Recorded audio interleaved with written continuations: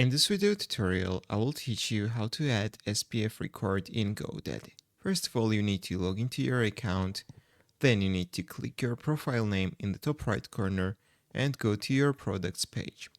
Then you need to look at the left menu and you need to click on domains and you will see your domains list.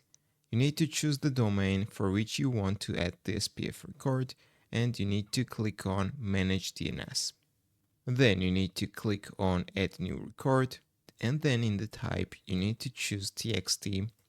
In the name, according to this guide, if you want to add the SPF record for your main domain or root domain, you need to write add.